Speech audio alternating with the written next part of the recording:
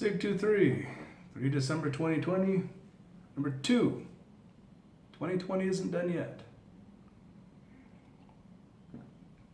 In New York, if approved, anyone would be able to file a voluntary waiver of their right to purchase a gun. You can't waive a natural right. You can just be an idiot. The state police would then request photo identification to verify the person's identity before accepting the form. Waivers would include an alternate individual to be contacted if the waiver is revoked. No sooner than 21 days after filing a waiver, an individual would be able to file a revocation of their waiver. Waivers would not be able to be required as a condition of employment or for benefits of services. Yet.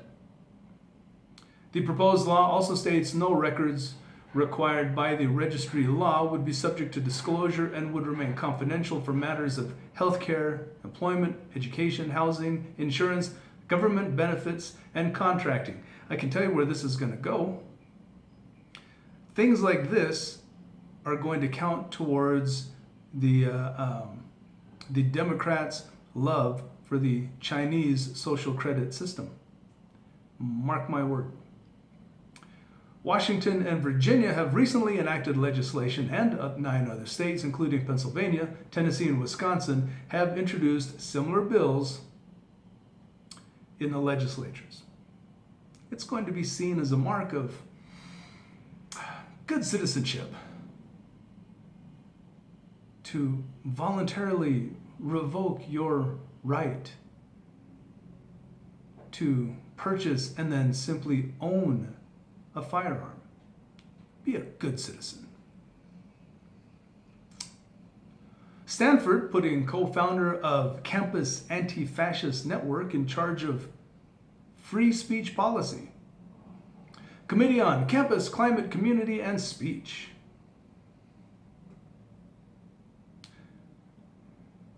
You can say it's the Committee on Campus, Climate, Community, and Parlance. The Committee on Campus, Climate, Community, and Palaver. Or a Committee on CCCP. Committee on Campus, Climate, Community, and Pronouncements. The Committee on Campus, Climate, Community, and Pandering. According to an email from Stanford University to students, a copy of which Campus Reform obtained, the committee is recruiting students to, quote, help brainstorm and implement changes to help depolarize the campus. You mean because of all the polarization you people have done? That's what you do. Students interested in, quote, making expression, debate, and conversation around ideas and knowledge less encumbered and fraught, and quote, were encouraged to apply. Palumbo Liu was listed in the email as the contact for those interested in the speech committee. As Campus Reform reported in 2017, Palumbo Liu co-founded the Campus Anti-Fascist Network, or CAN, as a big tent for anyone committed to fighting fascism. Yes, go team, rah. In his 2017 invitation to join the network, Palumbo Liu wrote that, quote, fascists have used free speech, in little quotations, as a facade for attacking faculty who have stood in solidarity with students against the threat of these organizations, against the threat that these organizations and individuals pose, and as an excuse to march and organize around slogans drawn directly from blood and soil rhetoric of Nazi Germany, while completely excusing the marching and the rhetoric used by these young little freaking commies that were used by the communists in Nazi Germany that the Germans were fighting against. Jesus. In response, the Stanford College Republicans tweeted, Stanford is literally outsourcing the writing of its free speech policies to Antifa. Palumbo Liu, who was the founder of the Campus Anti-Fascist Network, a bona fide anti-Trump group, is now leading the Committee on Campus Speech from Twitter. All right, from the annals of do as I say, not as I do, and all animals are equal, but some animals are more equal than others. LA County Supervisor Sheila Kuehl votes to ban outdoor dining hours before dining outdoors. A spokesperson for Kuehl provided Fox 11 the following brief statement.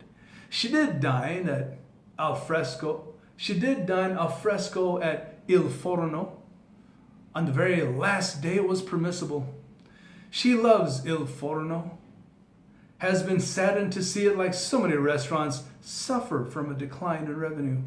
She ate there taking appropriate precautions and sadly will not dine there again until our public health orders permit.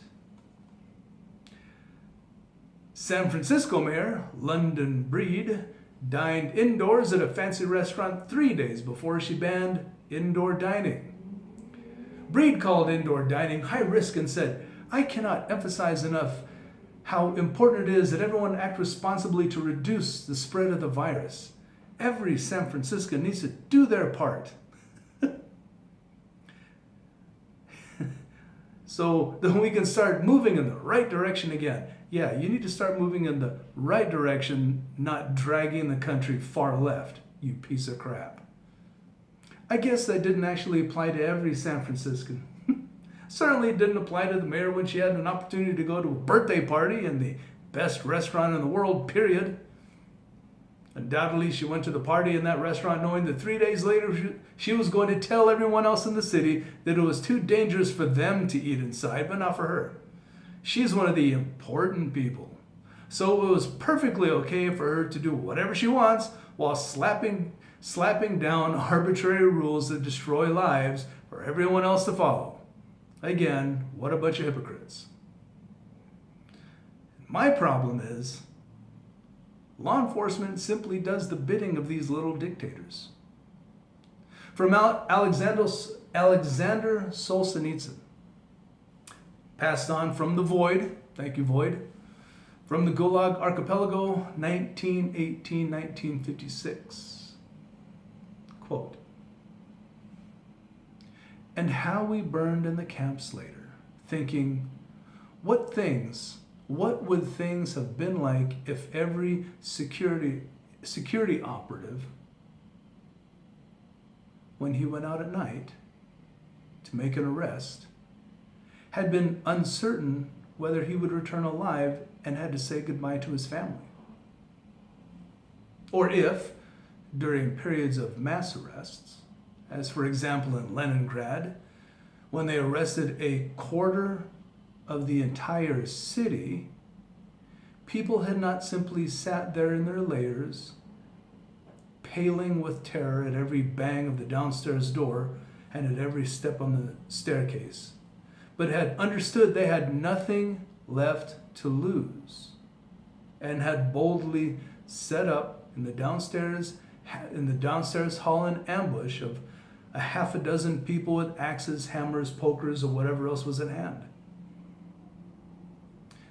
The organs would very quickly have suffered a shortage of officers and transport, and notwithstanding all of Stalin's thirst, the cursed machine would have ground to a halt if we don't love freedom enough, and even more, we had no awareness of the real situation. We purely and simply deserved everything that happened afterward." End quote. It's from the Gulag Archipelago. This is me. When are the people going to stand up against this?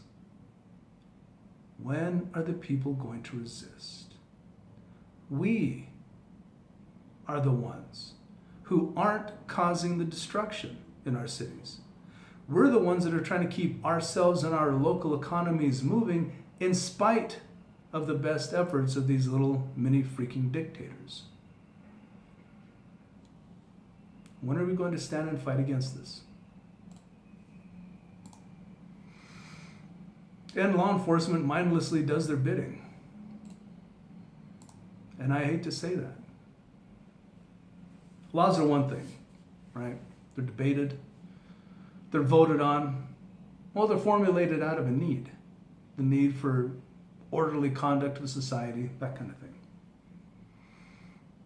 They supposedly represent the codified will of the people, with respect to the orderly conduct of our lives. Not from the diktats of some mayoral, gubernatorial, or even presidential golden palace.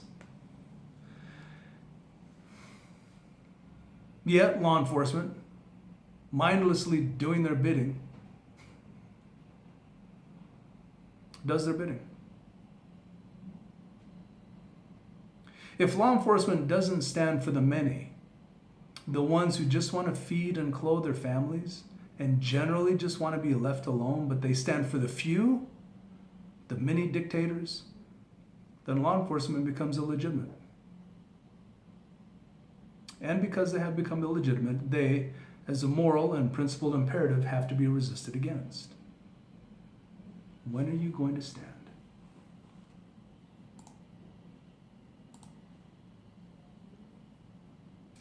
Sig 23 out.